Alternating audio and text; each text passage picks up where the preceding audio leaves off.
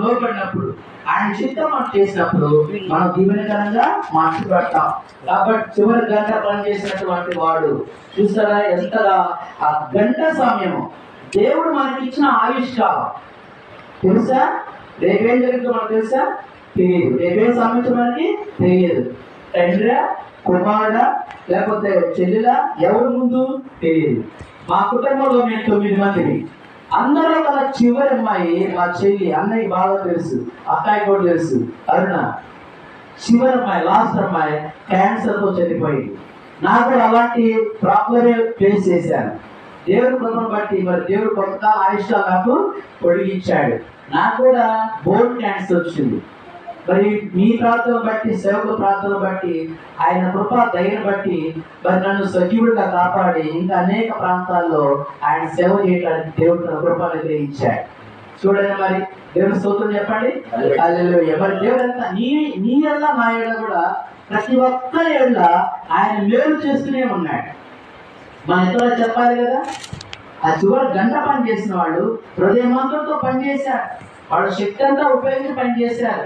దేవుడి మీద పరిపూర్ణ విశ్వాసం వాళ్ళు ఉంచారు. గంట పనిచేసినా కూడా వాళ్ళకి ఉదయంకి పనిచేసిన వాళ్ళకి ఎంత కూలి ఇచ్చాడో అంతే కూలి వీళ్ళకి కూడా ఇచ్చాడు. కాబట్టి దేవుడు ఎలాంటి వాడు? ఆయన జాలి గలవాడు, ప్రేమ గల దేవుడు. ఆయన నిన్ను నన్ను ప్రేమిస్తున్నాడు. ఈ లోకంలో మనుషులు క్రియేట్ చేస్తున్నారు. ఏంటి? మీరు ఫలానా ఫలానా ఫలానా. కానీ దేవుడికి అలాంటివి ఉన్నాయా? పక్షులకు ఉన్నాయా? జంతువులకు ఉన్నాయా? లేవు. కానీ మనుషులందరూ ఒకటే. ఆయన్ని దేవుడు చేసిన మనిషి. ఆయన ఆదాము చేశాడు. వాళ్ళ నుంచి లోపల మనుషులందరూ కూడా వచ్చారు. కులాలు, మతాలు అనేవి మానవుడు సృష్టించుకున్నాడు, కానీ దేవుడు సృష్టించినది కాదు. కాబట్టి మానవులందరి కోసం ఆయన ప్రాణం పెట్టాడు. కాబట్టి ఆ కల్వరి శిలువలో మనం చూస్తూ ఆయన మీద మన విశ్వాసం ఉంచినప్పుడు మనం ఎంత గొప్పగానో ఆశ్రయించబడతాము, దీవించబడతాము. కాబట్టి ప్రేమ దేవుని సంగమా, మనం ఆయన మీద విశ్వాసం ఉంచాము. అలా విశ్వసించినప్పుడు ఒక గొప్ప విడుదల మనకు లభిస్తున్నది, జయము మనకు లభిస్తున్నది. అంతేకాకుండా అనేక మందికి మనం ఆశీర్వాదంగా మార్చిపడతాం. చివరిగా యేసయ్య ఒక మాట అన్నాడు, ఎవడైనా నన్ను వెంబడింపగోనట్లయితే తను తాను ఉపేక్షించుకొని దినదినము తన శిలువెత్తుకు నన్ను వెంబడించాలన్నాడు. కాబట్టి ఆ యొక్క పరలోక రాజ్యాన్ని మనం ప్రవేశించాలంటే, దేవుని రాజ్యంలో మనం ప్రవేశించాలంటే ఈ భూలోకంలో ఆశీర్వాదాలు, తలనొప్పి తగ్గవచ్చు, క్యాన్సర్ తగ్గవచ్చు, ఎలాంటి పక్షవాతం తగ్గవచ్చు, లేకపోతే అప్పులు కావచ్చు, విడిపోవచ్చు. కానీ ఆత్మీయమైన ఆశీర్వాదాలు ఎంత గొప్ప విషయం. ఆత్మీయమైన ఆశీర్వాదాలు అవి మనం సంపాదించుకోవాలి. అబ్రహాము అలా సంపాదించుకున్నాడు. అబ్రహాము కోటీశ్వరుడే, ధనవంతుడే, కానీ పెద్ద బిల్డింగ్ నిర్మించుకోవాలా. అబ్రహాం ఎక్కడ ఉన్నాడు? గుడారాలో నివసించాడు. కారణం ఏంటి? ఆయనకున్న విశ్వాసం, ఆయనకున్నటువంటి విశ్వాసం, దేవుని మీద ఆయనకున్న పరిపూర్ణ విశ్వాసం. కాబట్టి పరలోకంలో నా నివాసం ఉందని విశ్వసించాడు. కాబట్టి మన యొక్క గురి, మన విశ్వాసము, మన నిరీక్షణ పైన వాటి వైపు ఉంచుతాము. దేవుని మీద మనం ఉంచుతాము. పరలోక రాజ్యంపై మనము ఆనుకొని, దేవుని మీద మనం ఆనుకొని మన నివాసం పరలోకంలో ఉందనే విశ్వాసం మనం కలిగి ఉన్నప్పుడు అనేక మందికి మనం ఆశీర్వదిస్తాడు. మరి దేవుడి కృపను బట్టి మరొక స్థలాన్ని కూడా దేవుడు మనకి అనుగ్రహించాడు.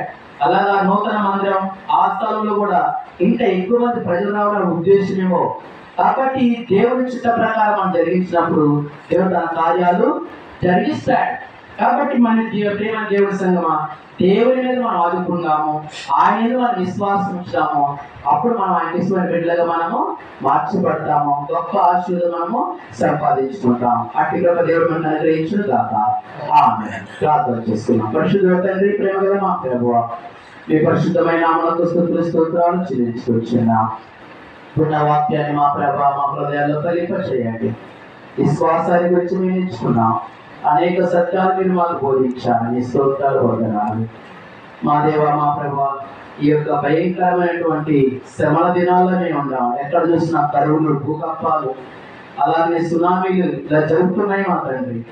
దానినైనా మీ యొక్క సేవకుల మీదకి ఎలా దాడులు జరుగుతున్నాయి మా ప్రభా. శ్రమల దినాల్లో మేము ఉంటాం. మా విశ్వాసాన్ని మేము కాపాడుకుంటూ ఆ ప్రభు అనేక శ్రమలు మేము అనుభవించి మా ప్రభు దినదినం నీ శిలువను నమ్మకాన్ని పెట్టగా మోయి వరకు మాకు సహాయం చేయండి. విన్న వాక్యాన్ని నైనా ఫలింప చేయండి. అటు విశ్వాసంలోకి మమ్మల్ని నడిపించమని, స్థిరపరచమని, విన్న వాక్యం మా హృదయాల్లో నూరంతరంగా పరీక్ష చేయమని మా ప్రభువును విరక్షకుడైన యేసు పరిశుద్ధ నామమున తండ్రి.